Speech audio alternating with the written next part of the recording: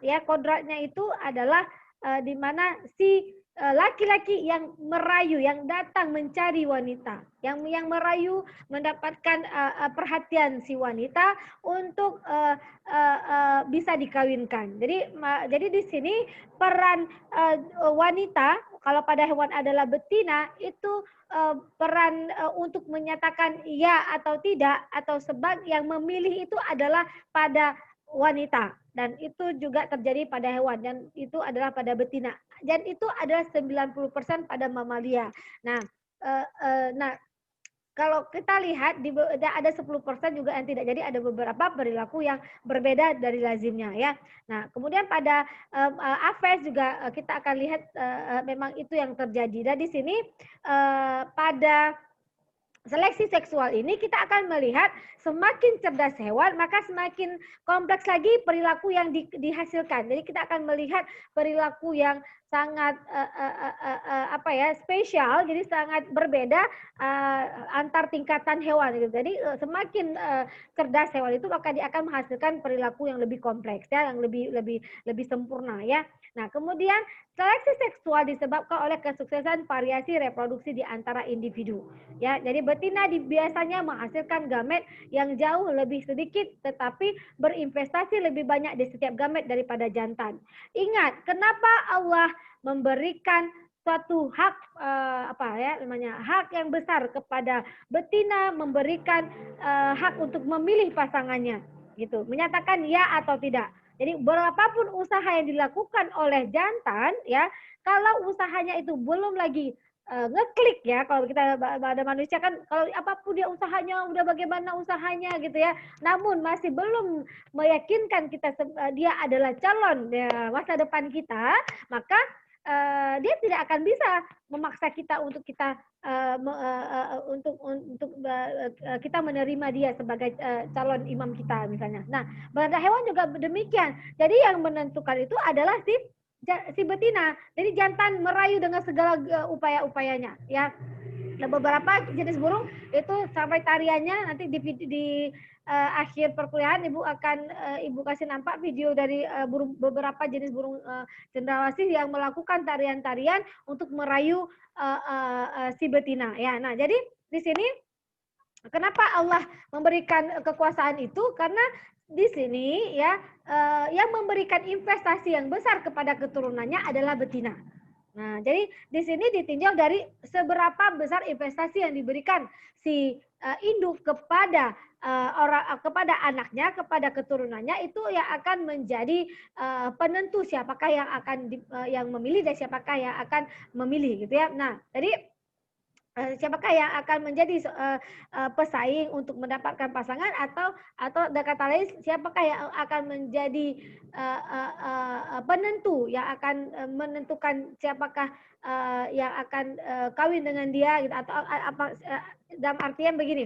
Jadi di dalam investasi ini kita akan lihat. Jadi dari baik itu jantan maupun betina, ya, baik itu jantan ataupun betina, yang manakah yang paling banyak memberikan investasi kepada keturunannya. Jadi kalau misalnya jantan yang memberikan investasi yang besar kepada keturunannya, nah investasi ini ingat, ya, bukan berupa rumah mewah, ya, bukan berarti mobil mewah gitu atau uang, ya, namun adalah berupa apa? Energi dan waktu yang dihabiskan untuk menjaga keturunannya. Nah, itu investasi orang tuanya, ya. Nah, jadi di sini akan kita lihat. Jadi kalau si jantan yang merayu, otomatis ini kalian bisa meramalkan bahwa, dan kalian bisa memberikan kesimpulan bahwa si jantanlah yang memberikan investasi yang kurang dibandingkan si betina. Jadi betina karena dia menghabiskan waktu, ya, yang banyak dan energi yang luar biasa untuk menjaga keturunannya, sehingga dia diberikan hak untuk menyatakan ya atau tidak untuk menerima calon yang akan dikawinkan, gitu, ya, ya. Nah, begitu, ya. Nah, maka di sini disebabkan oleh kesuksesan variasi produksi antara individu. Jadi seleksi seksual ini nanti akan adanya jadi kalau misalnya jantan yang memilih, ya, maka jantan ini kan bukan jantan yang memilih maksudnya. Jadi dia yang akan merayu. Jadi yang menatakan, yang memilih itu adalah si betina ya. Oh ini dia dia yang memilih. Namun yang merayu si betina itu adalah jantan. Nah, si jantan ini kesuksesan dia dalam seleksi seksual sangat ditentukan dari seberapa banyak dia bisa merayu betinanya gitu untuk bisa dikawinkan. Oke, mohon maaf ini mungkin suara siapa ini masih terdapat ya. Mohon off-kan mikrofonnya nak. Fatia Safira yang baru bergabung. Fatia. Ya, oke, terima kasih. Nah, oke, kita lanjut sayang ya. Ini Siti masih off kameranya. Yowanda juga masih off ya. Jadi mohon ya soon as possible untuk on-kan kamera. Kalau tidak Ibu anggap tidak hadir ya. Baik, terima kasih. Oh ya, sebelumnya sambil Ibu mengajar tolong chat ya yang hadir hari ini. Ya di grup chat boleh ya. Ibu saya hadir boleh biar karena kan ini Ibu rekam. Jadi bisa ter-record juga jadi lebih mudah. Oke, baik, kembali lagi ke slide kita tadi ya bahwa jadi di sini antara jantan dan betina kan adanya perbedaan dari perbedaan dari investasi yang diberikan kepada keturunannya. Jadi di sini memang investasi itu ada istilahnya maternal ya, maternal care dan ada paternal care, ada biparental care. Jadi ada yang memang diberikan oleh hanya oleh ibunya maternal ya. Kemudian ada paternal care itu adalah ayah, sedangkan B itu adalah dua-duanya, diberikan oleh kedua-duanya ya. Nah, namun pada teorinya bahwa itu kita akan melihat ya bahwa investasi yang besar tetap dilihat lebih detail bahwa di situ akan kelihatan siapakah yang merayu dan siapakah yang dirayu gitu ya. Ya, kemudian di sini nah ini tadi kan betina biasanya menghasilkan gamet yang jauh lebih sedikit ya, tetapi berinvestasi lebih banyak di setiap gamet daripada jantan. Nah, tadi Ibu katakan bahwa betina itu berinvestasi lebih banyak dibandingkan jantan. Kenapa? Karena betina itu dibatasi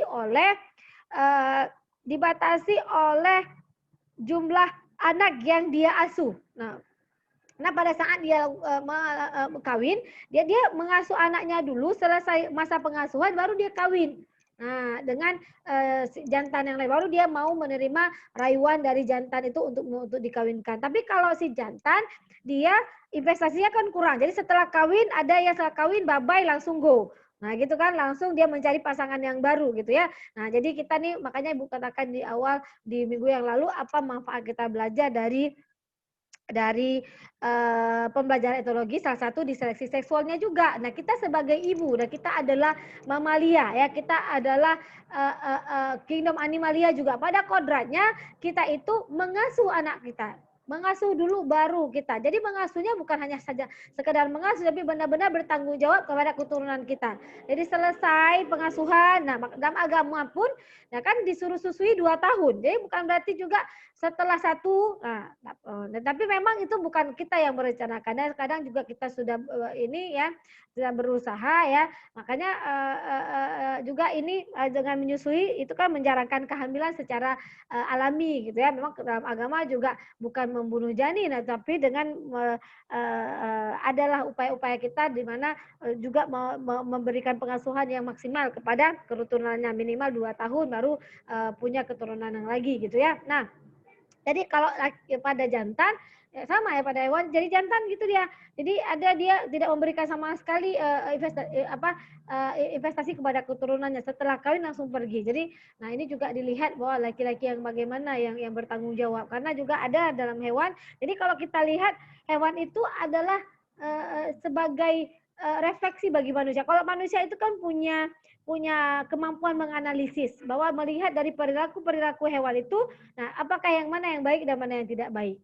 Jadi perilaku hewan itu memang kemarin ada pertanyaan begini, Bu, apakah perilaku satu hewan itu bisa berubah gitu. Nah, jadi sebenarnya kalau untuk perilaku seksual ya itu itu diturunkan secara genetik. Maksudnya dia melihat orang tuanya, ya dia diturunkan secara genetik. Jadi dia lebih ke perilaku bawaan. Jadi perilaku yang memang dari orang tuanya. Jadi beda dengan manusia. Kalau manusia itu kan dia juga banyak belajar dengan alam. Seharusnya pada kodratnya kita harus memahami bahwa kodrat kita seperti apa gitu ya. Nah, pada hewan kalau untuk lebih belajar dengan lingkungan itu lebih ke untuk menjaga diri dari predator, kemudian menseleksi makan, dan juga itu juga ada beberapa itu memang belajar dari alam ya. Nah, kemudian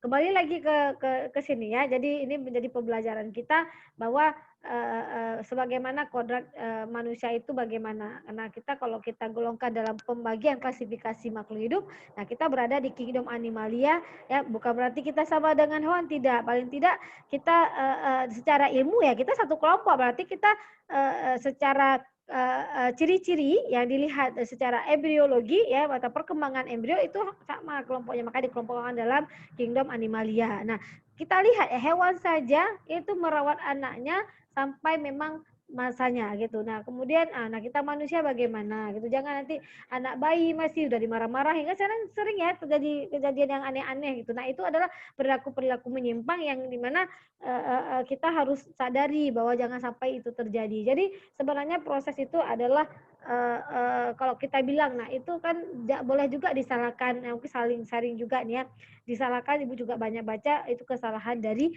ibu. Jadi makanya karena pada kodratnya kita itu antara ayah dan ibu itu dia memberikan kedua-dua pengasuhan kepada anak-anaknya. Jadi ini juga kita harus sebelum menikah gitu juga kita harus sharing, kita harus berkomunikasi dengan calon pasangan kita, jangan sampai setelah kita menikah. Nah, itu semua nak ya, sebelum menikah itu kaulah bulan kaulah bintang itu, nggak ada cerita. Semua begitu ya. Jadi nggak ada semua kalian dibawa rasanya ke langit tujuh. Nah, itu dan itu yang harus kalian juga pahami bahwa pada saat sudah menikah ya itu adalah kenyataannya. Jangan sampai nanti di saat sudah menikah tidak ada komitmen sebelumnya yang dimana disepakati karena sudah menikah itu istilahnya begini.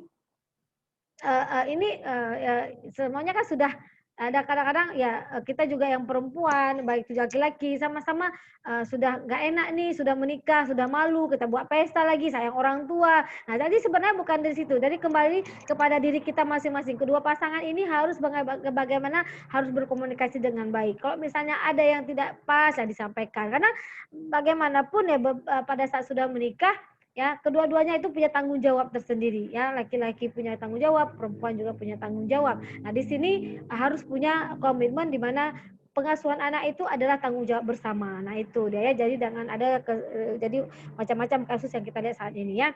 Oke, kembali lagi ke studi kita mengenai hewan ya. Nah, di sini kita lihat persaingan yang dihasilkan untuk mendapatkan akses untuk betina biasanya menyebabkan variasi yang lebih besar dalam reproduksi kesuksesan jantan daripada betina.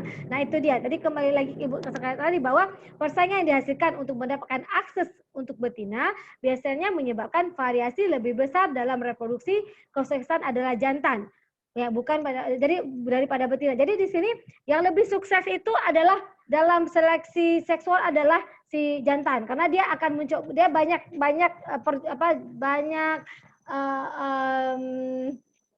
banyak cara yang dia coba lakukan untuk bisa akses kepada betina itu sehingga dia bisa diterima untuk dikawinkan oleh betina. Nah, sedangkan betina di sini seperti katakan tadi dibatasi oleh berapa banyak jumlah keturunan yang dia asuh, seperti itu ya. Nah, kemudian next slide ya. Nah, ini yang tadi Ibu katakan bahwa contoh dari dimorfisme seksual. Ini yang kalian bisa tahu yang mana tanpa Ibu bisa Ibu tutup ini ya.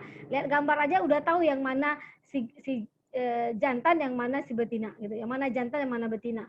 Otomatis ini adalah jantan yang ganteng sekali dengan warna-warna tubuhnya dan ini adalah si betina. Jadi betina itu wajahnya biasa saja juga apaan aman aja. Jadi dia kalau betina itu minimal 1 kali itu pernah dikawinkan kalau dalam dunia hewan ya.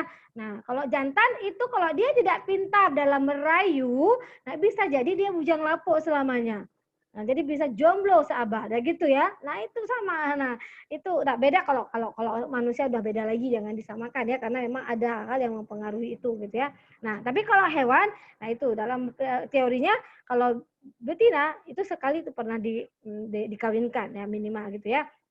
Nah, kalau jantan itu kalau dia kalah dalam bersaing untuk mendapatkan betina, itu bisa selamanya dia tidak kawin. Itu bisa. Nah, makanya dia harus berupaya semaksimal mungkin, tidak hanya dengan diberikan. Jadi dia harus memanfaatkan ya anugerah Tuhan dengan diberikan keindahan ya dari ornamen-ornamen tubuhnya, kemudian juga berbagai cara untuk meyakinkan si apa namanya si betina untuk menerima dia gitu ya. Nah, jadi ada beberapa jenis burung juga yang mungkin kalian sering lihat di video-video ya di Geographic apa tuh siaran TV ya, National Geographic itu. Nah, jadi ada kadang kita lihat ada jenis burung ya itu yang membawa makanan di mulutnya sebagai mahar. Nah, itu ya, itulah adalah mahar. Jadi dia tunjukkan ada jenis ibu lupa nama apa burungnya. Jadi dia memang membawa ikan pada saat dia merayu si betina, dia bawa ikan di mulutnya. Dia tunjukkan bahwa ikan itu ada sebagai mahar. Dia tunjukkan bahwa apabila dia kawin dengan si jantan itu, dia akan mampu menghidupi dia gitu contohnya ya. Jadi luar biasa kalau kita lihat filosofi hewan-hewan ini. Nah, jadi jadi mahar yang dalam agama tadi ajarkan itu adalah sebagai wujud ya menunjukkan bahwa bagaimana keseriusan dari si laki-laki kepada si perempuannya. Walaupun memang tidak perlu mahal, walaupun sedikit ya kita lihat dari kemampuannya. Kadang juga ada hanya dengan hafalan Al-Quran, ya kan? Nah, kita akan lihat usahanya, nggak gampang menghafal Al-Quran. Juz 30 aja kita nggak kelar-kelar, ya kan? Juz 30, surat pendek itu. Nah, bayangkan kalau misalnya sampai bisa 15 juz. Nah, kita bisa lihat bagaimana upaya Jaya luar biasa menghafal itu untuk menjadikan itu sebagai mahar untuk menikah dengan kita. Jadi begitu besar upaya dari jantan atau laki-laki untuk bisa mendapatkan akses ke betinanya ya atau kepada wanita. Jadi ya menarik kan? Jadi ini kurang lebih hampir sama ya. Oke, dengan apa yang kita rasakan. Nah, seleksi seksual ya berbeda keberhasilan reproduksi karena variasi antara individu-individu dalam memperoleh pasangannya. Nah, di sini kita akan lihat investasi induk atau investasi yang diberikan induknya kepada keturunannya. Jadi perbedaan jumlah investasi induk oleh anggota setiap jenis kelamin adalah kunci dalam menentukan jenis kelamin yang mana akan memilih pilihannya. Jadi maksudnya siapakah yang akan memilih ya, di sini. Nah, jadi kuncinya adalah perbedaan jumlah investasi tadi. Nah, investasi induk adalah energi dan waktu yang dikeluarkan pada keturunannya. Mungkin tadi kadang nggak tertangkap apa yang Ibu sampaikan, jadi sengaja tetap Ibu buat di dalam slide ya. Nah, kemudian secara umum induk betina berinvestasi lebih banyak dari dalam keturunannya dibandingkan induk jantan ya. Jadi kalau pada mamalia 90% dari mamalia betina memberikan pengasuhan yang substansial yang dasar dan jantan sedikit, malah ada yang tidak ada sama sekali. Nah, kemudian next slide ya. Investasi induk ya. Ini secara umum karena perbedaan antara jenis kelamin dalam investasi, keberhasilan reproduksi betina akan dibatasi oleh jumlah anak yang dapat ia asuh. Nah, itu dia. Ibu sudah sampaikan tadi ya. Kalau betina itu dibatasi oleh jumlah anak yang dapat diasuh. Sebaliknya, pejantan akan dibatasi oleh jumlah perkawinan yang bisa didapatnya. Gitu ya. Jadi berbeda. Nah, contoh perbedaan investasi betina yang dominan itu pada Taricha granulosa, ya itu kadal air berkulit kasar, di mana jantan itu bersaing untuk kawin dengan betina yang ada di kolam. Jadi kolam pertama awalnya betina yang mengunjungi kolam, kemudian di situ ada jantan dan antara jantan dan betina sudah ketemu dan kawin, kemudian setelah kawin jantan kemudian pergi meninggalkan betina. Maknanya bahwa si jantan sama sekali tidak memberikan investasi kepada keturunannya. Nah, ini dia si kadal ini ya. Jadi kalau ada laki-laki seperti itu, jadi kurang lebih sama ada seperti itu ya. Dan ini ya dalam bahasa yang kita samakan ini makanya kata-kata tadi kadal tarica ini seperti itu sifatnya ya. Nah, Jadi di sini kita bisa lihat dari grafik ini adalah hasil research ya. Jadi di sini kalian bisa lihat ini adalah jumlah jantan dan ini jumlah betina. Jadi dua grafik ini kita akan lihat di mana perbedaannya. Yang biru ini adalah number of male, jumlah jantan di atas. Kemudian yang ke kanan ini untuk pertama adalah number of male. Jadi jumlah pasangan atau jumlah perkawinan yang bisa dia lakukan. Kemudian ini adalah jumlah keturunannya. Nah, dari sini kita bisa lihat bahwa kalau misalnya ya tadi kan ingat ya kalau keberhasilan dari kawin itu kalau pada jantan dibatasi oleh berapa jumlah perkawinan yang bisa dia lakukan. Nah, gitu ya. Sedangkan betina dibatasi oleh berapa banyak dia mengasuh anaknya atau berapa jumlah anak yang dia asuh gitu ya, yang ia asuh. Nah, jadi kita bisa lihat di sini dari grafik ini ya Pak, makanya timbul di sini pada saat ya jumlah jantan itu banyak, maka di sini peluang dia untuk kawin sedikit ya atau peluang dia untuk mendapatkan pasangan itu rendah. Kenapa? Karena dia akan bersaing dulu sesama jantan untuk mendapatkan akses untuk bisa kawin. Nah, jadi kan kalau misalnya jantan itu 1:1 itu adalah betina, 4 itu adalah jantan. Makanya ya, jadi bisa jadi dari 3 jadi 1:4 dari kebalikan dengan manusia. Manusia 1 jantan, 4 1 laki-laki untuk 4 perempuan ya. Nah, itu karena memang itu dalam agama. Jadi itu pembandingnya sih sebenarnya. Jadi kalau kita di manusia ini konsep ya Pak perbedaan yang kita lihat lumayan sangat berbeda ya karena kalau pada dan begitu juga pada kelompok hewan. Nah, jadi juga ada nanti suatu saat di mana tidak ada keseimbangan antara jantan dan betina. Nah, di sini dan manusia sekarang mengalami itu gitu ya di mana jantan itu ya laki-laki itu 1:4 ya dan wanita itu lebih banyak dibandingkan yang laki-laki. Nah, kemudian kalau pada hewan, nah itu pada hewan juga ada pada suatu masa nanti seperti itu. Nah, pada kondisi kalau misalnya betina itu lebih sedikit dibandingkan jantan, maka si jantan ini akan kalah ya. Jadi untuk peluang untuk kawin akan sedikit karena dia akan bersaing. Jadi kalau kita bisa simpulkan dari grafik ini bahwa semakin banyak jantan maka akan semakin sedikit peluang dari dia mendapatkan pasangannya sehingga dia sedikit peluang untuk kawin. Nah, itu juga bersinergi atau berbanding lurus dengan jumlah keturunannya. Namun pada betina, karena betina yang mengasuh anaknya, kita tidak bisa prediksi. Maksudnya kita akan lihat di sini adanya fluktuatif gitu ya. Nah, kita kan nggak bisa ngejudge gitu. Kita nggak bisa ambil kesimpulan semakin banyak betina, semakin misalnya gitu ya, semakin banyak betina, semakin banyak jumlah perkawinan bisa diperoleh. Nah, belum tentu gitu ya. Nah, ini sangat fluktuatif karena tergantung dari jumlah anak yang dia asuh gitu. Jadi kita tidak bisa prediksikan gitu ya. Karena kalian bisa lihat grafiknya kan pertama ya naik, kemudian turun gitu. Jadi kadang kita lihat pada saat jumlah jumlah female-nya itu banyak, nah berarti perkawinan ya 2, tapi belum tentu juga pada saat ini ya kita bisa lihat perbedaannya. Jadi tidak misalnya begini fluktuatif, jadi tidak bisa menjamin gitu ya. Karena di sini tergantung dari berapa lama si betina itu bisa mengasuh anaknya dan berapa banyak anak yang diasuh gitu. Nah, sedangkan jantan jelas ya. Nah, jadi semakin banyak jantan maka semakin sedikit jumlah perkawinan yang bisa dia peroleh sehingga menyebabkan juga keturunannya juga sama berbanding lurus ya. Di kebanyakan jantan gagal untuk kawin dan ada yang lebih banyak variasi dalam keberhasilan kawin. Sebaliknya, semua betina dikawinkan setidaknya sekali ya itu ibu katakan tadi ya. Kalau jantan itu banyak juga yang gagal kawin ya dalam variasi kawinnya. Namun kalau betina minimal 1 kali ada. Nah, kemudian contoh investasi jantan yang lebih dominan pada Sinatus tipel. Jadi Sinatus tipel ini kelompok dari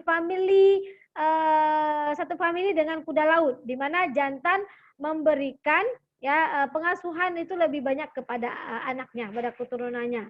Kenapa? Karena jantan memiliki kantong pengeraman. Jadi dia menunggu sampai anaknya itu menetas ya, baru dia baru bisa kawin lagi gitu. Nah, kalau sedangkan betina, nah dia yang bersaing untuk akses ke jantan. Nah, akses ke kantong si kantong mereka atau kantong jantan maksudnya ya.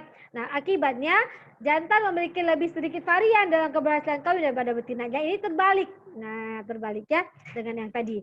Jadi kita bisa lihat, nah ini dia si Sinatus tipul atau disebut dengan pipe fish kalau bahasa Inggrisnya ya, atau ikan bermulut pipa ya, atau ikan pipa ya kalau dalam bahasa Indonesianya ya. Nah, karena mulutnya itu mirip seperti corong pipa. Nah, oke. Nah, kemudian kalian bisa lihat grafiknya. Ini berbanding terbalik dengan ini. Ya, kalau ini jantannya, ya ini jantan malah fluktuatif. Kita tidak bisa prediksi, tergantung dari berapa banyak jumlah telur yang dia jaga sebelum menetas, atau berapa banyak waktu yang dihabiskan untuk mengasuh anaknya. Sedangkan betina, ya itu dia sama dengan betina jantan tadi yang akses kawin gitu, walaupun nanti kalau untuk number offspring, nah itu kan masih fluktuatif tergantung dari apa namanya tergantung dari kemampuan dari hidup. Jadi masih di sini, tapi kalau kita tarik garis ya, garis panjang gitu, tetap dia kurvanya makin lama makin menurun gitu ya. Nah ini juga ya sama ya. Jadi di sini kita bisa lihat ya bahwa dan bisa memberikan kesimpulan bahwa semakin banyak betina maka semakin sedikit peluang ya untuk melakukan kawin atau mendapatkan pasangannya. Nah, gitu. Paham ya? Paham? Semoga ya. Oke, baik. Nah, kemudian berdasarkan data sebelumnya kita dapat menyimpulkan bahwa jenis kelamin yang berinvestasi lebih mengharuskan dia yang memilih. Ya kan? Nah, itu dia ya. Sebaliknya, jenis kelamin yang berinvestasi kurang harus ada persaingan yang ketat untuk kawin. Ya. Nah, di mana dengan kejadian itu karena memang generalnya seperti itu, makanya ada dua cara di mana proses seleksi seksual dapat berkembang. Nah, itu dia male-male competitions atau persaingan antar jantan, di mana jantan dapat melawan ya sesama mereka sendiri untuk mengontrol sumber daya penting untuk betina atau untuk mengendalikan kelompok betina. Nah, sedangkan female choice ya adalah betina yang memilih, di mana jantan dapat meraih betina dengan menampilkan dirinya dengan menari ataupun dengan bernyanyi. Jadi dia di sini yang pertama male competition ya, berarti jantan yang bersaing untuk mendapatkan betina, dan yang kedua adalah betina yang akan memilih ya. Nah, oke, baik. Nah, kemudian di dalam seleksi seksual ada kontes ya antara jantan untuk menahan harem. Jadi dalam seleksi seksual ini kita dalam dunia hewan juga ada yang disebut dengan harem. Harem itu kalau diartikan dalam bahasa Indonesia adalah selir. Nah, tapi kita tidak bisa, ibu tetap pertahankan kata harem ini ya, karena memang di buku-buku juga tetap mempertahankan harem, karena selir itu maknanya bukan in the good way ya, tapi dalam negatif ya. Jadi nah di mana kalian bisa lihat, jadi kan ini sama kejadian. Jadi dalam kelompok hewan di mana satu jantan ya, jadi satu jantan potensial itu memimpin beberapa betina. Nah, itu kenapa makanya di istilahnya dalam Indonesia itu selir, karena contoh dalam masa kerajaan dulu yaitu kan raja itu memiliki pemaisuri lebih dari satu. Jadi pemaisurinya satu yang akan menjadi ratu, namun yang lainnya itu walaupun dikawinkan tetap disebut dengan selir-selirnya gitu ya. Nah, atau selir atau nikah tapi dianggap selir lah ya, kalau misalnya itu ya selir itu dikawinkan atau tidak ya, wallahu alam ya. Jadi itu kembali dulu zaman kerajaan. Nah, ini terjadi dalam dunia kehewanan, jadi dalam dunia hewan gitu ya, di mana sekelompok hewan betina dari spesies yang sama yang merupakan pasangan dari jantan tunggal. Jadi dia istilahnya di sini adalah poligami ya. Jadi satu jantan memiliki banyak sekali betina ya. Nah, di sini disebut adalah harem. Jadi dia membentuk kelompok harem. Nah, Di sini pada umumnya adalah mamalia, pada rusa, pada singa, kijang, anjing laut juga ada. Tapi Bu, adakah ini selalu ada? Nah, tidak selalu, tapi ada juga yang bersoliter juga ada gitu ya. Namun ada juga, dan ini adalah apa Ibu maksudnya, tapi ada terjadi di beberapa mamalia, ada yang membentuk kelompok seperti ini. Nah, di sini kita bisa lihat ya, contohnya ini adalah rusa.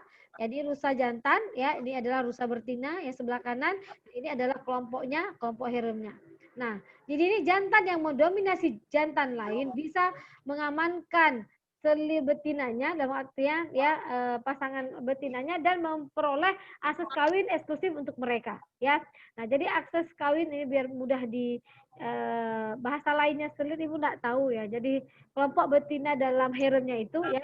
Nah, jadi dan memperoleh akses kawin eksklusif untuk mereka.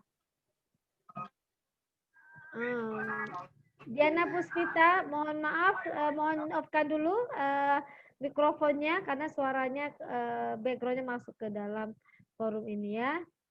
Oke, terima kasih Adinda ya. Nah, kemudian kembali lagi, nah ini contohnya ya.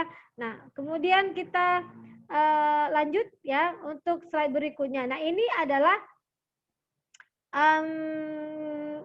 persaingan antar jantan ya, telah menyebabkan dimorfisme seksual yang ekstrim di mana jantan berpotensi dapat mengontrol harem yang besar. Nah, kembali lagi, oh ya, saya sebelumnya tadi Bu lupa sampaikan nanti karena ada gangguan tadi. Nah, jadi dia jantan ini karena dia adalah sendiri pemimpin dalam kelompoknya, ya dalam kelompok haremnya itu, dia akan mendapatkan akses kawin secara eksklusif, ya aslinya atau disebut dengan kayak kita VIP gitu ya, karena dia akan memilih betina-betina yang unggul menurut dia dikawinkan. Apakah semua betina itu akan dikawinkan? Namun dia akan mendapatkan perkawinan yang lebih eksklusif dibandingkan karena dia bisa memilih sesuai dengan keinginannya gitu ya dalam kelompok betina-betina ini. Nah gitu ya. Nah kemudian di sini competition between male. Jadi di sini persaingan. Jadi mungkin karena kadang-kadang mungkin terbaca ini agak-agak ini sih bahasanya. Jadi kadang kalau kita translate ke dalam bahasa Indonesia agak sedikit susah. Dan Ibu upayakan semoga apa yang Ibu translate ini kalian pahami ya, mudah paham ya. Karena kalian bahasa Inggris tuh singkat, tapi kalau di Indonesia kan jadi panjang gitu ya, agak susah sedikit. Nah, jadi di sini contohnya ya, harem ini adalah untuk anjing laut berbulu, namanya Artocephalus ya bahasa ilmiahnya. Nah, ini kan kelihatan di jantan ya. Nah, jantan dan ini adalah betina. Nah, jadi persaingan antar jantan ini yang telah menyebabkan dimorfisme seksual yang ekstrim, di mana jantan berpotensi dapat mengontrol harem yang besar, ya. Bentar nak ya, bentar aja Ibu angkat telepon sebentar. Ya, iklan sebentar untuk kalian bisa tarik nafas juga.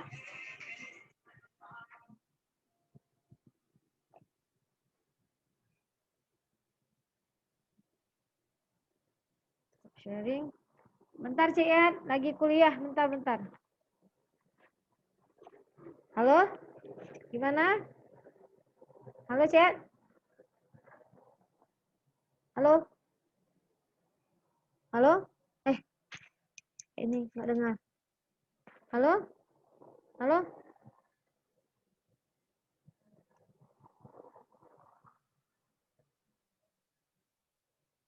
Apa ya Cik ya?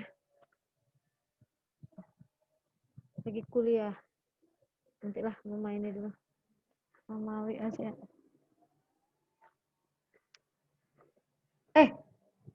Rupanya mikrofonnya Ibu nggak off kan ya? Oke, kameranya aja. Oke, baik ya. Nah, baik, kita kembali lagi ke tadi ya. Kembali kita ke tadi. Sampai di mana kita? Sampai lupa. Itulah kalau ada gangguan gelombang, jadi lupa sampai di mana. Yap, kita kembali ke slideshow kita ya. Nah, jadi sampai di mana tadi? Ya, di sini. Jadi kan tadi karena persaingan antar jantan menyebabkan dimorfisme seksual. Jadi kan ingat dulu. Jadi perbedaan dari ukuran. Jadi kalau kita lihat juga perbedaan tidak hanya ukuran, namun juga kalau kita bisa lihat dari gambar anjing laut berbulu ini, archocephalus ya. Bisa kalian lihat ini perbedaan dari ukuran yaitu berbeda antara jantan dan betina. Nah, jadi persaingan jantan telah menyebabkan dimorfisme seksual yang ekstrim di mana jantan berpotensi dapat mengontrol harem yang besar. Jadi kalau misalnya haremnya itu, jadi kalian bisa lihat, berarti semakin besar ukuran tubuh atau terjadinya perbedaan dimorfisme seksual yang besar antara jantan dan betina, maka dia bisa mengontrol harem yang besar. Jadi maknanya bahwa dia bisa membentuk haremnya yang luas atau yang besar gitu ya. Nah, kalau kita bisa lihat contohnya pada beberapa, jadi ini hasil studi ya. Jadi kalau pada anjing laut ya, itu ada hubungan yang kuat antara ukuran harem dengan ukuran relatif antara jantan dan betinanya atau adanya perbedaan dimorfisme seksualnya ya. Nah, di sini contohnya seperti harbor seal atau disebut dengan anjing laut pelabuhan atau bahasa ilmiahnya Phoca vitulina. Nah, Phoca vitulina ini dia memiliki ukuran haremnya kecil. Maknanya bahwa satu jantan itu memimpin dari jumlah betinanya itu lebih sedikit dibandingkan pada elephant seals. Itu pada anjing laut gajah atau disebut juga gajah laut itu Mirunga. Nah, di sini di mana kita bisa lihat bahwa secara ukuran ya baik itu tubuh jantan dan betina itu hampir sama ya, hampir sama. Kenapa lah kenapa terketik ini ya, sebentar Ibu perbaiki dulu slide-nya tadi, bukan hampir tapi hampir. Kenapa pakai bahasa bicara ya. Nah oke. Nah kembali lagi slide masih itu, nah share screen-nya. Oke, nah jadi nah kembali lagi ke slide kita tadi bahwa kalian bisa lihat di sini. Nah, di sini ya, jadi haremnya berukuran kecil, di mana ukuran tubuh jantan dan betina hampir sama. Jadi kalau ukuran tubuh hewan itu kecil, berarti dia hanya mampu mempertahankan haremnya itu dengan jumlah yang tidak sedikit. Nah, namun kalau untuk si Mirunga, itu kan haremnya itu berukuran besar, di mana jantan itu lebih besar dari betina. Jadi kalian bisa lihat ya, jantan itu lebih besar dari betina. Jadi dimorfisme seksualnya itu lebih jelas perbedaan ya. Jadi maknanya dari kesimpulan yang Ibu sampaikan ini, bahwa kesimpulan dari grafik ini bahwa harem itu ditentukan dari sejauh mana perbedaan dari dimorfis seksual antara jantan dan betina. Kalau misalnya antara jantan dan betina tidak jauh berbeda dari segi bentuknya, kemudian dari segi dimorfis seksualnya, ya morfologinya, ya baik yang lainnya, nah itu ukuran haremnya kecil. Namun kalau misalnya perbedaan dari dimorfis seksualnya besar atau signifikan, baik itu bentuk ya, kita bisa lihat bahwa jantannya lebih besar daripada si betina. Nah ini itu akan bisa membentuk harem yang besar atau yang luas. Jadi yang banyak. Jadi maksud harem besar itu adalah kelompok besar di mana terdiri dari lebih banyak betina ya dibandingkan harem yang kecil gitu ya. Oke, nah semoga paham ya. Nah di sini kita next slide tentang diversity in sex role, di mana maksudnya ada keragaman peran jenis kelamin pada hewan. Jadi seks ini ingat ya, kalau bahasa Inggris adalah jenis kelamin. Jadi peranan pada jenis kelamin pada hewan. Jadi sebenarnya sudah Ibu sampaikan juga tadi di awal bahwa beberapa organisme jantan itu berinvestasi lebih banyak pada keturunannya daripada betina. Ya, contoh pada pipefish tadi memiliki kantong pengeraman. Nah itu kalau pipefish itu dia berinvestasi lebih banyak ya dibandingkan pada betina. Jadi yang membatasi sumber dayanya adalah waktu. Jadi waktu ini karena betina dapat menghasilkan telur lebih cepat ya. Jadi istilahnya betina itu untuk siap kawin itu lebih cepat dibandingkan jantan itu dia siap untuk kawin karena dia harus mengerami telur-telurnya. Jadi setelah telurnya menetas baru dia akan siap untuk kawin gitu ya. Karena jantan berinvestasi lebih banyak, berharap mereka harus menjadi pemilih. Jadi sehingga dia menjadi pemilih untuk pasangannya. Kemudian pada pipefish ya untuk jenis Neurophis ovidion ya itu lebih besar dari jantan dan memiliki lipatan kulit yang lebih besar. Nah, kemudian pada ada seperti tes atau uji dari pilihan pasangan, betina ini tidak membedakan ukuran jantan yang berbeda. Betina itu dia mau ukuran jantannya besar atau kecil tidak masalah. Ya, namun jantan ini pemilih karena dia yang memilih ya, dan lebih suka betina yang lebih besar dan yang memiliki lipatan kulit lebih besar. Nah, ini tidak hanya bicara-bicara saja, tapi hasil dari studi ya. Jadi bisa dilihat di sini, ini adalah grafik di mana yang sumbu Y-nya adalah choice frekuensi. Jadi di sini persentase male, percentage male choosing each type of female ya. Nah, jadi di sini persentase jantan dalam memilih jenis tipe-tipe betina ya. Jadi dia kategori dari body size-nya ya, kemudian juga dari skin fold-nya. Jadi lipatan-lipatan pada kulitnya. Nah, jadi di sini kenapa ya si Neurophis ini memilih yang body size-nya lebih besar? Nah, karena pada umumnya hewan seperti itu dia akan memilih betina itu yang ukuran tubuhnya lebih besar. Kenapa? Kenapa demikian? Bisa jawab nggak? Bisa ada yang tahu nggak jawabannya apa?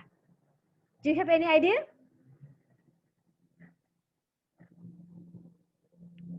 Bu, boleh tolong diulang pertanyaannya, Bu? Oke, pertanyaannya ya. Pertanyaannya, kenapa ya Neurophis ini atau malah pada hewan pada umumnya dia memilih betina dengan ukuran tubuh yang besar dibandingkan betina yang kecil. Kira-kira apa? Sambil Saya kalian mau coba jawab, Bu. boleh silakan Beauty, Ibu sambil minum ya, karena main juga hari ini show-nya ya. Silakan Beauty. Menurut saya, Bu, kenapa jantan lebih memilih betina yang besar badannya? Supaya nanti kalau dia hamil mungkin bisa lebih banyak menghasilkan keturunan, Bu. Tapi kalau Neurophis kan oke dia hamil. Ya benar dia hamil bisa mendapatkan keturunan. Apa yang mungkin lebih ke fisiologinya? Benar itu boleh. Apa dasarnya? Kenapa bisa? Emang kalau misalnya betina yang kurus tidak bisa gitu. Kenapa? Kenapa demikian? Lipatan-lipatannya tadi, Bu, lebih banyak. Jadi memungkinkan telur-telurnya itu lebih banyak juga. Gitu. Nah, oke. Berarti kalau misalnya yang besar itu otomatis dan sebenarnya lebih ke begini ya, energi. Jadi mungkin jadi bol itu sudah bisa ya Ibu terima jawaban Beauty, tapi Ibu lengkapi ya. Jadi Ibu beri penguatan. Nah, terlebih dari jadi kalau ukuran tubuh yang besar itu ya, apakah bisa menjamin bahwa jumlah telurnya itu lebih banyak dengan yang lebih kecil. Nah, itu kita tidak bisa katakan memang 100%, tapi kita harus melihat bahwa energi untuk menghasilkan telur itu lebih besar, ya. Sehingga ya kalau misalnya betinanya itu kurus, ya otomatis energi yang ada dalam tubuhnya, karena energi yang tersimpan itu kan ya, jadi kalau kita lihat hewan itu tubuhnya besar atau kecil kan berarti kan dilihat dari masa tubuhnya. Jadi energi yang tersimpan dari masa ototnya itu merupakan energi yang tersimpan dalam tubuhnya. Nah, kalau misalnya energi untuk masa tubuhnya aja tidak cukup, jadi kalau dia kurus, maka bagaimana dia mampu menghasilkan telur-telur yang baik, menghasilkan telur-telur yang banyak. Nah, itu dia. Itu lebih ke energi. Karena kalau misalnya betina yang kurus, ya, otomatis dia tidak akan menghasilkan telur-telur yang baik, kemudian kemampuan menghasilkan telur juga rendah. Begitu ya. Jadi ditinjau dari segi energi yang dipunyai oleh si betina itu gitu. Nah, oke, Beauty mungkin begitu ya. Jadi kalau dijelaskan lebih apa namanya? Lebih berkembang lagi. Jadi benar sekali tadi karena telur, jadi bahwa mengindikasikan bahwa ukuran tubuh itu indikasinya itu. Kemudian tidak hanya dari jumlah, namun juga kualitas telurnya. Jadi kualitas telur itu sangat menentukan keberhasilan pada saat dia menetas nantinya ya. Nah, itu dia. Jadi itu anggapannya ya. Nah, kemudian kalau untuk piefish yang lain, yang untuk spesies Sinatus type ya, jantan dan betina itu ukurannya tidak ada berbeda ya, serupa ukuran dan penampilannya tidak. Jadi kalau kita lihat sekilas bahwa secara dimorfisme seksual tidak terlalu jauh ya. Jadi betina dapat mengubah warna untuk menekan pola zigzag di bagian sisinya. Nah, betina yang bersaing memperebutkan jantan dengan menampilkan warna gelap mereka. Jadi dia di sini juga akan bersaing dalam memperebutkan jantan dengan penampilan warna gelap mereka. Nah, di sini betina lebih mudah memulai pendekatan dengan jantan atau istilahnya courtship dan kawin daripada jantan. Jadi di sini dalam artian bahwa pipe fish ini yang jenis sinatus ini dia lebih agresif ya, lebih agresif dibandingkan si jantan ya yang betinanya.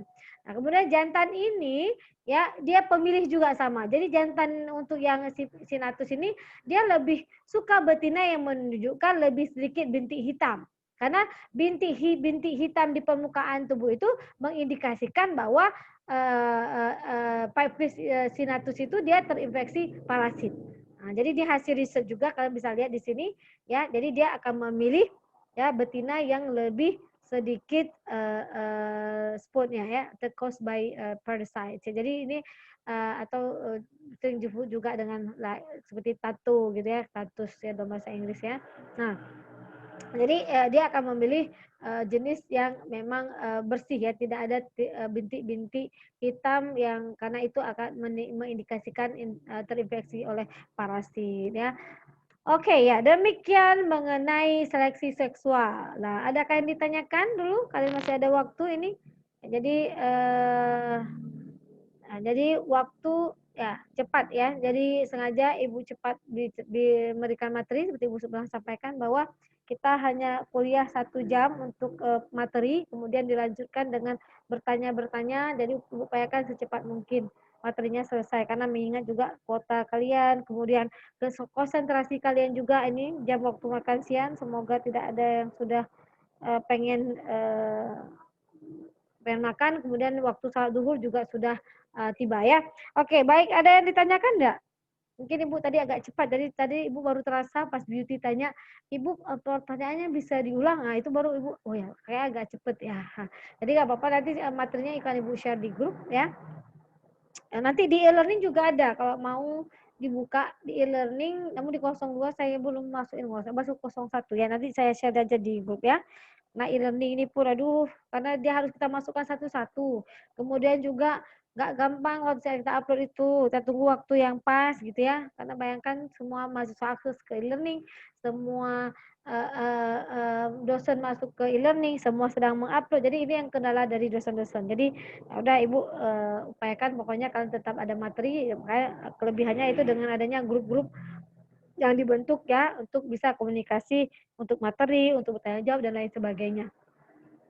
Oke, ya baik. Dari tadi Ibu nggak lihat ini wajah tuh ya, wajhia ya, wajah Nurul Azmi mana Nurul Azmi? Nah, kenapa kameranya di off kan Nurul? Siti juga kenapa kameranya di off kan? Ada ikut pertemuan kuliah pertama dengan Ibu? Ada ikut? Nurul ada ikut ya. Jadi tahu kan apa yang Ibu minta pada saat kuliah dengan Ibu, yaitu men-on-kan kamera. Jadi kita fair ya. Jadi di sini, nah jadi Ibu rasa kalian kan bukan anak-anak lagi gitu. Kalian bukan anak yang semester angkatan 2020 yang harus diulang-ulang lagi. Nah itu kan bagian dari etika. Jadi bagian dari apa yang Ibu inginkan, mohon didengar gitu. Dan minggu lalu adalah kesepakatan. Nah, Ibu berikan dan itu adalah kontrak kita, di mana kalau memang seperti itu, kalau ada yang tidak merasa tidak nyaman dengan yang Ibu sampaikan, ya disampaikan gitu, ada apa gitu. Jadi tidak boleh miskomunikasi. Ibu tahu, karena kalau memang terkendala oleh sinyal, itu kan di partisipan itu kelihatan yang mencontengkan, dia kan kelihatan kalau dicontreng merah di kamera berarti tidak menghidupkan kamera. Ini Siti Ayunda juga. Kenapa Siti mau on-kan kameranya? Tolong di-on-kan kamera ya. Nah, ini Ibu hari ini masih selalu ya Ibu berikan. Kenapa? Harapan Ibu adalah kalian berubah. Jadi apa yang jadi tidak langsung walaupun sudah berapa kali ini kehadirannya Ibu tentukan dari aktif atau tidaknya kamera. Nah, tapi itu juga terjadi diulang-ulang. Tapi ini adalah the last peringatan dari ibu ya. Minggu depan ibu nggak ada bilang lagi. Jadi kalau tidak ada berarti ibu anggap tidak hadir. 2 kali tidak hadir di mata kuliah ini berarti kalian ibu anggap tidak ikut kuliah dengan ibu. Jadi that's fine ya. Jadi ngapain kita setiap kuliah marah-marah, dan itu nggak perlu. Apalagi saat ini seperti ibu katakan, kita butuh energi positif, kita butuh kebahagiaan karena kebahagiaan kita itu akan meningkatkan imun kita. Nah, gitu. Makanya sengaja ibu tetap awali perkuliahan dengan musik itu membuat mood kalian bisa lebih enjoy begitu ya. Jadi sekarang that's apa ya, kalian seperti tidak kenal ibu gitu. Nurul Azmi sama Siti udah keberapa kali kuliah dengan ibu? Bukan yang pertama kan, yang sudah tahu. Jadi kalau ibu easy going, ya ibu mendengar apa yang kalian sampaikan, tapi uh, dengan apa ya namanya ya, nah, tapi tetap dengan apa yang kita sudah sepakati bersama. Jadi kalau memang dilanggar ya kalian mungkin sudah bukan hanya daring dan keluar dengan ibu, dengan tetap langsung juga kalian bisa lihat bagaimana kalau misalnya telat masuk kelas, silakan keluar. Nah ini juga di daring ini sebenarnya kan ibu udah sampaikan bahwa bisa harus masuk on time gitu ya, 15 menit ya sesuai dengan jadwal yang sudah ibu berikan itu ibu tidak anggap. Tapi ibu berpikir lagi, ibu pikir. Jadi istilahnya begini, ibu ada kalau misalnya ego sebagai dosen itu ibu ibu pertahankan, nah itu nggak baik ya. Makanya ibu tidak mau seperti itu. Dengan mahasiswa juga ibu saling fair ya, kita sama-sama. Saya juga mengerti kalian sedang di mana sekarang. Nah kondisi di mana internet ini ya kadang nggak bagus, kita nggak bisa kita prediksikan. Jadi kalau misalnya kalian telat ibu tetap admit walaupun memang ibu minta kalian untuk bisa to be disiplin, harus be on time. Jadi tetap waktunya dijaga gitu. Walaupun memang terkendala ya ibu kan lihat usahanya bagaimana. Tapi ya itu dia, tetap kebijaksanaan juga ibu lakukan, ibu berlakukan. Jadi ibu walaupun memang kadang sudah 15 menit yang masih baru masuk gitu, masih join, ya udah gitu, ibu admit juga gitu. Jadi ibu anggap juga kehadirannya. Jadi kalian juga harus begitu. Jadi niat baik ibu juga harus diimbangi juga kepada kalian. Jadi nggak enak kan kita maksudnya kuliah. Jadi dari tadi ibu berkata hidupkan kamera. Kalian itu calon pendidik loh. Pada saat siswa kalian nantinya nggak aware, nggak caring dengan apa yang kalian bilang, kalian akan marah gitu. Kalian akan istilahnya ya akan keluar apa ya, manusia di mana dia punya kisaran toleransi, punya batas toleransi. Ibu juga manusia. Nah, walaupun ibu sudah sangat memberikan kisaran toleransi ibu yang sangat luas kepada mahasiswa, dan ibu juga yang itu ibu ajarkan kepada kalian bahwa kita dengan hubungan sosial ini kita berikan kisaran toleransi yang besar. Nah, karena apa? Agar kita juga tidak akan tersiksa dengan itu, karena kebahagiaan itu adalah membuat kita menjadi lebih sehat gitu ya. Dan jadi karena malah ada beberapa dosen seperti Bu Andi, Bu Dewi, ya Bu Depi menganggap bahwa ibu itu terlalu besar toleransinya kepada mahasiswa. Karena ibu menganggap begini, kalian masih pembelajaran gitu ya. Nah, jadi kisaran toleransi ibu perlebar untuk mahasiswa. Kenapa? Karena ibu merasa kalian pasti dari proses belajar. Jadi ibu harus bisa memberikan contoh yang baik kepada kalian gitu. Walau ibu saja mau bertoleransi dengan kita. Kenapa kita tidak berniat baik dengan ibu gitu. Itu yang tujuannya. Jadi kalian juga seperti itu dengan mahasiswa nanti. Kalian ini semester 5 dan semester 7 di mana kalian sudah magang, udah nanti PLP lagi kan. Jadi kalau misalnya kalian sendiri kadang lagi mengajar tiba-tiba marah kepada siswa, sedangkan kalian terkadang ya namanya juga manusia juga, jadi marahnya juga tanpa bukan begitu. Kadang kita marah ada sebabnya, tapi kita juga harus menjembatani kemarahan kita itu dengan siswa, bertanya kenapa kamu seperti ini, kenapa kamu seperti ini, kenapa kamu seperti ini. Nah, tapi kalau memang sudah diberikan kelonggaran dan mahasiswa atau siswa itu tetap ya, baru kita harus tetap berikan dia punishment. Itu adalah hukuman, karena manusia itu akan baik nantinya apabila dia kadang harus sedikit ada hukuman begitu ya. Hukuman itu yang akan membuat dia mengingat kembali. Dalam agama juga ya, malah pencuri itu agama Islam juga jelas sekali, mencuri dipotong tangan, jadi selamanya dia akan mengingat bahwa tangan ini hilang karena saya mencuri. Nah, tapi kembali lagi kalau negara kita masih juga ada pertimbangan hanya memberi hukuman. Besok keluar lagi situ masih mencuri. Nah, kalau misalnya agama Islam luar biasa. Maka kadang-kadang orang melihat negatifnya tapi tidak melihat positifnya dari hukum kita gitu. Nah, kenapa? Nah, kalau tangan mencuri dan dipotong, karena selamanya dia akan mengingat bahwa tangan ini mencuri dan tidak akan bisa mencuri lagi. Nah, itu dia. Jadi pembelajaran yang Ibu sampaikan ini adalah tolong ya, itu juga komunikasi dengan dosen dijaga gitu. Kenapa Ibu katakan di awal? Kesuksesan kalian yang pertama oleh Allah Subhanahu wa taala, oleh Tuhan Yang Maha Esa, salat, ibadah, berdoa. Yang kedua adalah diri kalian sendiri, buat perubahan. Yang ketiga adalah orang-orang yang ada di lingkungan kalian. Dosen itu orang-orang berada di lingkungan kalian, orang tua, teman-teman. Jadi kembali ke situ. Jadi kalau misalnya hari ini masih seperti itu terus ya, tidak ada perubahan, apa yang dibilang dosennya you don't can anymore ya. Jadi bisa dilihat. Jadi kembalilah menjadi baik, karena kalau kita berbuat baik kepada orang lain, maka insya Allah orang akan berbuat baik juga kepada kita. Jadi makanya kan kalau dalam agama Islam, kalau dalam agama Hindu itu karma, tapi dalam agama Islam namanya hukum kisah namanya. Jadi apa ya, kalau kita berbuat baik kepada orang, maka akan kembali baik kepada kita. Jadi itu. Jadi sebenarnya Ibu kok kuliah itu kan kalau kasih materi itu, kalau anak FK itu beda anak ya. Mungkin kalau anak teknik gak dikasih ilmu-ilmu dari segi pendidikannya itu ya, hanya diajarkan aja materi, pendidikan diajarkan. Nah, makanya beda, itu selalu ulang-ulang. Karena kalau anak teknik itu berhadapan dengan benda mati, tapi kalian adalah berhadapan dengan manusia. Jadi kalau hari ini kalian secara mentalnya itu tidak baik gitu ya, maka apa akan jadinya generasi nantinya. Jadi Ibu harapkan seperti itu. Ibu tidak marah, cuma Ibu kadang kecewa aja ke mahasiswa kenapa seperti itu. Jadi itu yang berulang-ulang. Apalagi ini kita sekolah kita kan kuliahnya daring gitu, tidak gampang gitu. Nah, sebenarnya ya sama-sama beradaptasi lah dengan kondisi suasana seperti ini. Jadi tolong itikat yang baik ya. Nah, jadi komunikasi itu penting, karena yang terjadi dalam daring ini adalah miskomunikasi. Ya, jadi miskomunikasi antara dosen itu sering terjadi. Dan ini mungkin yang kalian alami, mungkin yang ambil mata kuliah biologi terapan. Nah, ini alhamdulillah ya Ibu sudah bisa menjembatani, karena memang berat loh masalah yang minggu yang lalu. Ya, itu mungkin Ibu nggak perlu bahas itu ya. Jadi semoga ini menjadi pembelajaran. Jadi apa yang dimintakan oleh dosennya ya karena jangan anggap Ibu Mimi nggak tahu. Ibu Mimi kan ngajar gitu. Saya tahu, dari partisipan itu kan tahu. Kelihatan bahwa kalian itu punya itikat baik ya, apa yang saya sampaikan. Nah, mungkin tidak sama ya, semua dosen itu tidak sama. Mungkin dengan Ibu A, kalian bisa off-kan kamera, kalian bisa ngapa-ngapain sambil tidur-tidur. Nah, Ibu tidak ingin seperti itu.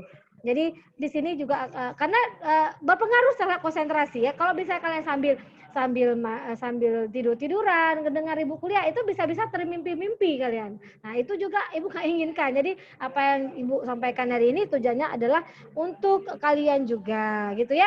Jadi ini tuh pembelajaran buat hanya yang ibu tegur namanya tadi, tapi buat semuanya. Jadi ke depannya kalaupun dosen itu dia meminta kalian dan tidak seperti Ibu, jadi ada dosen nggak care, dia nggak peduli dia kalian on-kan kamera atau tidak, mereka tidak peduli, nggak ada masalah gitu ya. Nah, yang penting kalian pribadi kalau misalnya sedang kuliah atau mau tadi ke kamar mandi, nggak apa-apa, off kan kameranya sebentar gitu. Nah, atau mohon izin gitu. Nah, tapi kalian upayakan lah ya, tapi untuk menghargai beliau bicara. Jangan kan bayangkan lah, nggak gampang gitu, nggak gampang. Makanya YouTuber itu dibayar mahal loh.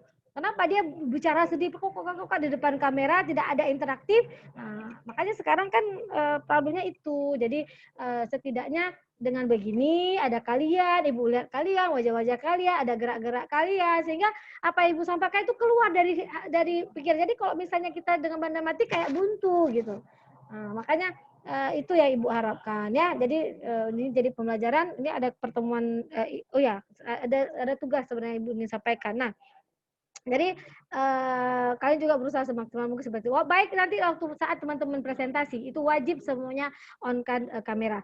Jadi hari ini Ibu berikan tugas ke kalian ya, kuliah nanti presentasinya Ibu kasih waktu sekitar lebih kurang di pertemuan nanti minggu depan agresi. Nah, ada 3 kali pertemuan untuk materi. Nanti kita mungkin itu Ibu mohon ada waktu kalian untuk mempresentasikan tugas ya. Nah, jadi di sini Ibu minta kalian untuk ya buat, jadi kan total kita berapa nih lebih kurang. Ibu cek dari di grup ini ya dulu ya. di grup Telegram ada 23 ini kan dengan dosen-dosennya juga ya. Ini siapa yang create ini ya? Dara ya. Dara di sini ada Pak Abdullah juga kan? Oh nggak salah ibu nggak salah ya. Siapa aja? Bukan Dara Bu yang buat bukan. itu grupnya. Siapa yang etologi? Nggak ada, ini kayak nggak ada Pak Abdullah ya. Jadi hanya ibu dengan mahasiswa ya, nggak apa-apa. Nanti pada saat dengan Pak Abdullah baru di add Pak Abdullah juga. Tapi kalau di add kan sekarang juga boleh, nggak apa-apa. Biar Pak Abdullah lihat aktivitas kalian di grup ya. Pak Abdullah dan Ibu Safrida ya. Siapa ininya? Adminnya siapa? Masih Beauty, Bu. Ya, Beauty ya, Beauty. Nanti di add Pak Abdullah ya. Ya biar beliau tahu juga ya apa perkembangan kita. Nah, jadi berarti kan 23 itu jadi kita ada 22 orang ya. Jadi ini Ibu lihat ada 22 orang. Nah, jadi 22 satu kelompok itu 5 orang. 5 berarti ada 4 kelompok, ada sisa 2 berarti ada satu kelompok itu 6 orang. Jadi minimal maksimal itu 5 orang satu kelompok. Kemudian kalian presentasikan. Kalau kelompok 01 itu kan burung ya, aves. Kalau kalian Ibu minta hewannya itu ke hewan boleh ada yang menarik juga sih sebenarnya ya untuk ke hewan-hewan yang reptil itu ada menarik juga. Tapi kayaknya lebih ke mamalia aja. Ya mamalia aja ya. Mamalia banyak tapi Ibu tidak ingin yang lazim yang sudah sering tapi dilihat dicari yang memang yang agak berbeda ya. Nah, jadi kalau kelas kalian ini lebih ke mamalia aja ya. Jadi ambil untuk mamalia. Kalau untuk aves itu udah di kelompok karena kita akan melihat kalau yang paling kompleks itu memberikan perilaku seksualnya itu pada aves dan mamalia itu lebih kompleksnya.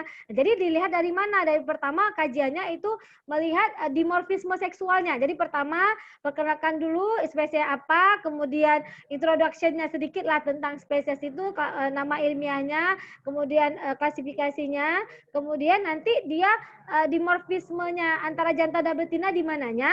Kemudian bagaimana investasi ya induk itu terhadap keturunannya dan bagaimana dia pada saat dia melakukan seleksi seksual. Pada saat misalnya kalau mamalia kan dominannya adalah jantan yang merayu. Apa yang dilakukan jantan, usaha apa yang dilakukan oleh jantan pada spesies itu untuk meyakinkan si betinanya untuk bisa kawin begitu ya. Oke, baik dengan tugasnya ya.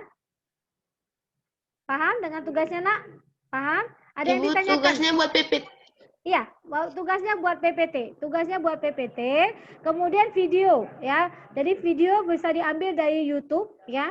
Nah, atau mungkin ada peliharaan berupa monyet, mungkin di rumah bisa dibuat sendiri videonya. Nah, atau dekat rumah ada kebun binatang ya, dibuat sendiri. Jadi videonya bisa diambil dari YouTube ya. Kemudian nanti kan fokus saja misalnya satu. Kadang ada juga YouTube yang semuanya dibahas ya. Namun ada juga yang disingkat. Jadi boleh diinikan sendirilah di apa namanya? di create ya, misalnya kalian juga kan ada nih banyak sudah punya kemampuan untuk membuat video sendiri ya, karena kan video maker itu kan sekarang juga banyak nih anak-anak muda jadi YouTuber ya. Oke ya, jadi nanti video boleh diambil dari YouTube, nanti tulis URL-nya dari mana ya, linknya itu ditulis ya. Oke, PPT-nya jadi satu kelompok itu 15 menit ya. Nah, satu kelompok 15 menit maksimal. Nah, nanti berarti ada kelompok. Jadi terserah kalian nanti di grup sudah mulai mengajukan kelompok. Jadi per kelompok jadi daftar di grup ya. Kemudian nanti di sini mungkin Komting boleh memulai ya. Jadi ada totalnya 4 kelompok ya di sini ya. Karena 4 kelompok karena kalian nggak rame, ini cuma 22 orang. Ya kan? Ada 4 kelompok. Nah, terdiri dari 5 orang per kelompok, berarti ada 2 kelompok, berarti 4 kelompok, 2 kelompok 6 orang, atau 2 kelompok, berarti 2 kelompok 6 orang ya, yang 2 kelompok berarti 5 orang ya. Oke, baik, jadi per PT-nya untuk, jadi kalian harus arrange ya, kasih tahu nak. Kedengaran nggak suara ada orang bicara di belakang Ibu? Kedengaran nggak? Kedengaran sedikit, Bu. Sedikit ya, mudah-mudahan tidak mengganggu ya, sedikit ya. Sorry, Ibu tutup sebelah lagi. Karena ada Ibu datang. Nah, jadi kembali lagi tadi, jadi 15 menit untuk presentasi. Nanti kita akan presentasi setelah materi selesai sebelum ujian. Oke? Nah, baik. Jadi buat tugas maksimal mungkin. Semoga buat ujian enggak ya? Nanti Ibu lihat ya. Jadi semoga, jadi nanti ada tawaran menarik ya. Tapi tawaran itu kalian sendiri ya akan memberikan keputusannya. Jadi kalau misalnya PPT-nya bagus ya ada kemungkinan, tapi Ibu akan lihat nantinya ya. Bisa jadi nanti tidak ada ujian, namun itu dia ya. Jadi kadang ada diskon, ini kan lagi banyak diskon ya. Kalau misalnya PPT-nya bagus, maksimal harus presentasinya, ada kemungkinan ujian tidak ada. Nah, kalau misalnya nanti masih kurang, berarti harus tetap ada Ibu buat ujian, nanti mekanismenya kita lihat bagaimana ya. Oke, baik, itu saja ya, sudah mau jam 1. Masih ada yang ditanyakan tidak? Semoga semua bisa benar-benar bisa didengar dengan baik ya apa Ibu sampaikan ya. Maksudnya tidak ada putus-putus, tapi Ibu ada rekam, nanti Ibu ada Ibu recording, nanti Ibu share coba di kemarin Ibu yang etologi 01 ya, itu sudah ada di channel YouTube Ibu, karena tujuan Ibu bukan jadi YouTuber ya, biar mudah kalian bisa mengaksesnya. Karena kalau apalagi kalau di WA itu nggak muat. Kalau Instagram nggak tahu ya Bu Wiwi, tapi sering Ibu lihat sudah habis 1 jam lebih itu bisa, mungkin diperkecil ya. Oke, baik ya, semoga bisa tersampaikan semuanya informasi yang Ibu berikan. Kalau hari ini tidak ada pertanyaan, boleh ditanyakan minggu depan. Oke, baik. Terima kasih atas segala perhatiannya. Mohon maaf atas segala kekurangan, mungkin juga ada salah-salah kata. Dan tujuan itu adalah yang pertama untuk kebaikan bersama. Oke, sayang ya. Jadi tidak ada komunikasi yang tidak baik di antara kita. Dari kalian pun kuliah dengan Ibu nyaman ya. Nah, Ibu juga dengan kalian tidak ada dusta di antara kita. Jadi hati juga sama-sama baik. Jadi karena kalau sudah ada rasa yang tidak enak di hati, sampai kapanpun kalian tidak akan bisa menerima apa yang Ibu sampaikan ya. Baik, itu saja. Terima kasih ya buat semuanya. Dara, Wilianis, Beauty, Cut Utami, Mauliani, Siti, Muna, Fatia, Adinda, Alfi, Fijanati, Salwa, Maina, Khairatu, Rizkia, Yowanda, Siti, kemudian Indi, Diana, dan juga Nurul Azmi dan juga Ulia. Sampai ketemu, tetap jaga jarak dan pakai masker, jaga kesehatan ya. Semoga semakin hari kita semakin baik ya dalam bersosialisasi, mengingat kondisi lingkungan sangat berbahaya pada saat ini. Baik, terima kasih. Assalamualaikum warahmatullahi wabarakatuh. Waalaikumsalam warahmatullahi wabarakatuh. Terima banyak Bu. Terima kasih banyak Bu. Happy weekend. Sampai ketemu lagi di mata kuliah lagi terapan yang ngambil ya. Baik, sampai ketemu. Selamat makan siang. Sampai kenyang ya. Oke, assalamualaikum.